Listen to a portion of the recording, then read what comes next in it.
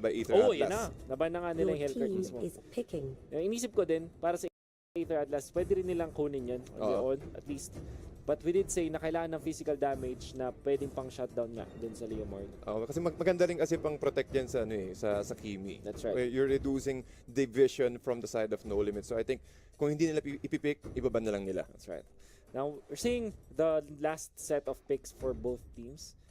We did mention that there could be another tank upcoming for Aether Atlas. I would say a way to control this Bren No Limit lineup. So you kind of have to have, I mean, a tank that can give you some sort of crowd control. Indeed. For example, Minotaur is already being picked by No Limit. That's why the Akai and Lolita are the only ones that could be picked up by Aether Atlas. Because what I think is, even though you already have the tank through the Belleric, you still have to have that sort of crowd control source, like an initiation source. For example, Lolita, for example, the Akai. Because otherwise, you will not have enough lockdown for Bren No Limit. And also on top of that, you need to control the Zaman force of Harry. Pagka ikot mo, push back mo lang siya, so at least you can control and also push back the rest of Team No Limit away from the main source of damage of Aether Atlas, which is Kimi, and also we have Kagura being hovered over by Aether Atlas here. Since wala pa silang magic damage, and also Kagura is one of those heroes na kaya mag-control or adding to their CCs rather. Okay ako, mukhang naalala ko to, hindi ko masabi kung season 1 or season 2 na pinik yung another healer na parang dati kasi ang nauusong pang sustain lang sa mga teams is yung something like a Diggy or Angela, and then hindi pa napipick yung something like Estes, for example, to actually heal out your teammates. Nakita natin yon noong I guess season 2. Basta I'm pretty sure it was from Bren. Now that the limit is part of Bren, medyo in-apply nila dito yung kanyang strategy. I'm not sure if that is correlated, by the way. Hindi ko sasabing super correlated yun. What I'm trying to say is, people actually started to go for this sort of single tank na adjustment, tapos may isang kang healer, na hard healer, which is now the SS. And this will be a full support SS, I would say, kasi isa lang yung pinaka-tank dito na Bren No Limit. I'm not entirely sure how this will pan out for their team, but let's just say na ang nakita kong trend ngayon sa mga matches na parad ko online is nagsi-single tank sila, and then one added support or one added na fighter to go with it. It's either magdadagdag kayo ng pang-heal or magdadagdag kayo pang damage. So looking at this draft right here, we have our first game with the Leomord. Mga si Kelch medyo hinahabol ngayon ni Leomord. But again, ito yung kailangan nyo mag-farm. Kailangan mo lang talaga magkaroon ng enough farm, enough sustain for them to group up in the next few minutes of the game. Wow. So, a lot of damage already done ng Kel VJ na pinuhi agad ngayon. Ito yung gusto ko rin sabihin na napansin ko na nakita namin from, gusto ko lang din parang i-expand yung sinabi ko kanina. Nakakita tayo ng single tank na choices for teams. And ang napapansin ko is, yun nga, single tank, tapos meron kang either fighter or healer. This time healer, ginamit ko dito with Estes.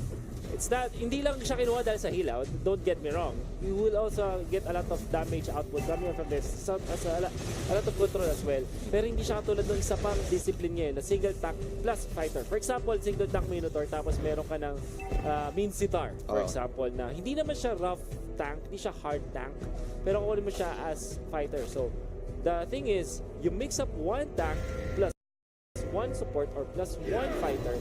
The idea is to help your teammates by killing your opponents instead of giving you, parang soaking the damage out from your opponents. So, parang uunahan mo lang patayin yung kalaban mo.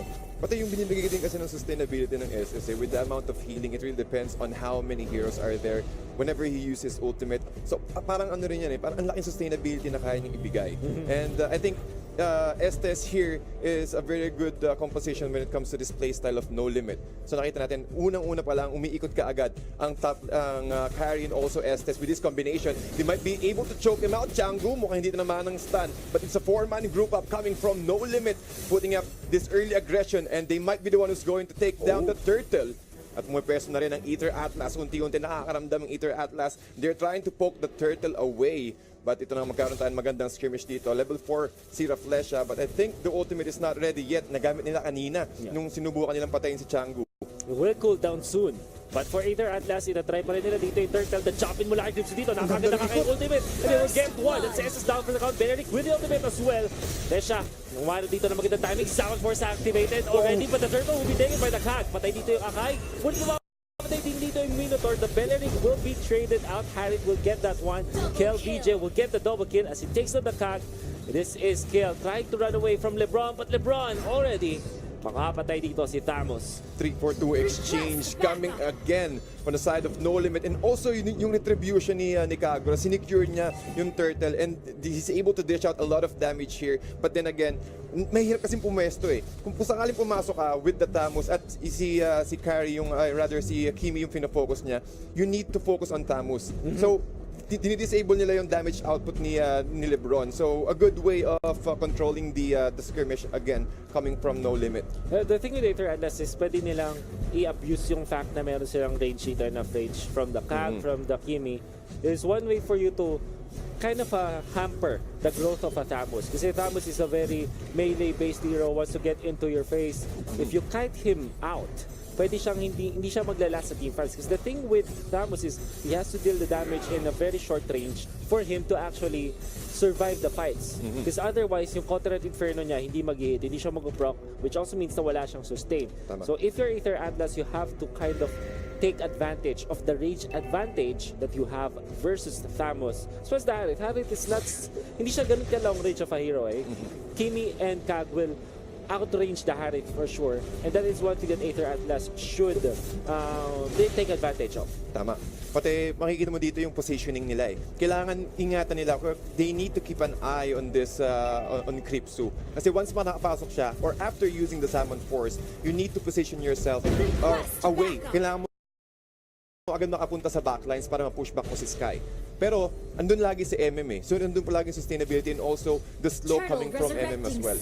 At ito nga yung No Limit, their aggression. Kinakat agad nila yung wave and then para lang ma-secure yung next turtle. Yeah. They actually secured the next turtle here. Pero may i-contest din ng yun eh. Alam ng Aether Atlas na nandun din yung No Limit. And Kripsu, it's all about who starts the fight. Kanina dun sa laban, Aether Atlas had the upper hand in terms of starting the fight. Belerico, deactivate this ultimate. Medyo hindi maganda for Aether Atlas. They've already expended one of their ultimates. The chopping wala na flash up. Let them in on Fury. Slowly, dalawa dito. Nakakuha na sila sa kill kay Gag. Summon na rin dito yung Akai. Kenji wants to salvage his fight but he can't. They have to back away right now as No Limit will win that fight. ang ganda ng pagkakapasok ni Reflexia doon into a Minuan's Fury. Dalawa agad ang nahuli nila with the follow-up coming from MM and the burst damage coming from No Limit. Na-secure agad nila yung dalawa. At ano sila, wala na silang control. Si Akai namatay din si Changu. Yun lang yung magiging prior threat nila from coming from this 6-minute mark eh. So wala pag damage output or rather yung scaling, rather power spike ni LeBron. So a good Minoan Fury securing the turtle and also winning them fight. Now on to the bottom side of the map, trying to push dito on No Limit. Unfortunately, mukhang hindi na depensa ng Aether Atlas. Many members of No Limit already able to push it. There's the endless battle picked up by JP. This is a really close fight, pero nahuli si Kripsu. It's an ultimate versus an ultimate commitment from both teams. No one will die.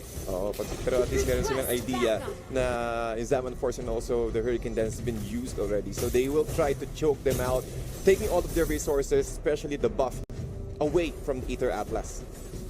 The little could be another clash here in the middle, but I think that No Limit is getting the upper hand into this game slowly and surely because of the fact that they have this Thamus that's split pushing around the map. So this is actually a 4 versus 5 commitment for both teams, wherein No Limit will get that +1, which is the Thamus, who really doesn't really want to fight per se, but can actually fight whenever he wants to. Zaman Force connects onto LeBron, and in comes Amino and Fury connecting onto LeBron.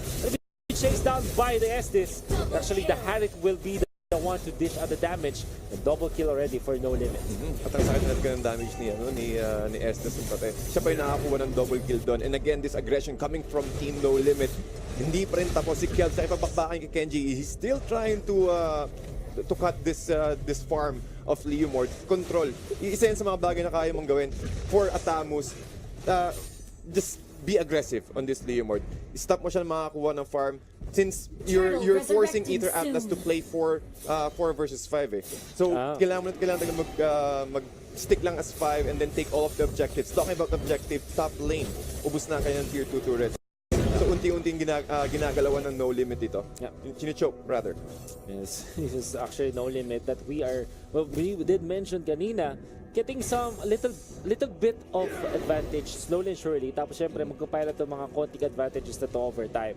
We did mention that the objectives did favor No Limit.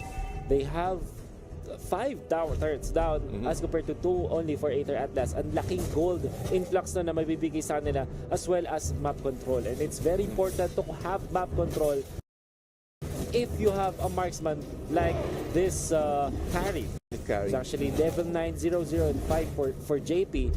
And the fact na hindi siya namamatay dito meant na talaga nakapag-farm siya na maigi. Nakapag-farm nga siya. Kasi talagang hindi siya nakakontrol. Ito na nga yung Hurricane Dance. But again, MM with the ultimate. They're trying to control. Mino and Fury into 4 into Zaman Force. Hindi pa rin sila tapos. Napakagandang setup naman nun from Team No Limit. But Kenji is still trying to run away. JP will be not going to secure that kill. Lue on the backside. Reflesha being caught out by Creepsu. Here comes the 1,000-pounder. And the kill from Akai. Pero hindi pa rin sila tapos. Backlines Lebron. A nice way for them to separate the rest of Aether Atlas. Dalawang skirmish agad na nangyayari doon. Wow. Nakikita natin dito yung sustain coming out from the S is really paying off for No Limit. I thought that they already lost that fight. Kasi ito magandang start talaga sa No Limit. No questions asked. Sa ganda ng kanilang ultimate commitment. But they were kind of counted around. Ngayon nga lang, yung Aether Atlas, dahil masyado silang nagtagal doon sa laban, nag-favorite sa No Limit because No Limit will have the advantage for longer team fights. Because they have Estes, they have Thamus, they have Carry. These heroes, they want the fights to go longer. Even when there's a Beleric, they have got the advantage because Aether Atlas stayed for far too long. At sino kayo makakasecure dito ng Lord? Here comes the jump. Ultimate coming from Lue. Pero it wouldn't be enough to Zaman Force. And again, the damage from Thamus. He'll be the one going to secure that kill. Carry. Ito na nga sinasabi natin. Unti-unti na nag-flex. Si Kilbs mukhang habol pa with the jump again. 1,000-pounder from Creeps. Wow. Able to run away. And they'll be the ones going to secure the Lord. That's the Lord one. Very nice discipline coming out from No Limit. Hindi na sila naghabol pa further. They did lose their Estes back then, but of course the advantage of the Lord, and they were able to take down 3. Ang ganda ng mga Mino and Fury timings dito coming out from Reflesha.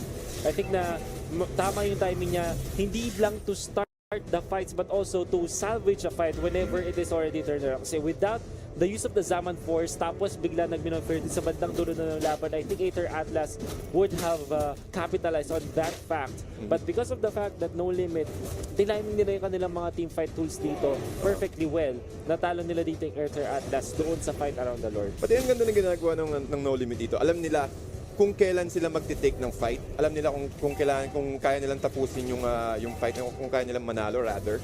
But then again, this ultimates coming from No Limit and yung Estes. Ito yung Estes debut after the rework. Pinapakita ng No Limit kung paano gamitin ng Estes. Yeah. And they're really going or doing good when it comes to this fight. And also Lord is mati-take down ng Aether Atlas. Yeah, this is already a big problem para sa Atlas. Inhibitor down sa top, jumping mula kay Creepsu. Actually, magandang usage dito ng kanyang Hurricane Dance. Yung nakapag-bulwark pa rin, and the Sound Force will be there. Mino and Fury! Nahuli sila lahat dito at inuubos na nga sila. Ginamit dito yung Phantom Steel, but that will not help him. Will favor No Limit. Tol, ang ganda ng pagkakalagay ng Zaman Force and also ng Mino and Fury. Yeah. Alam nila kung saan yung position at pasok na pasok. Tingin ko yun yung key kung bakit nanalo yung No Limit dito against Wow, as in, Wow.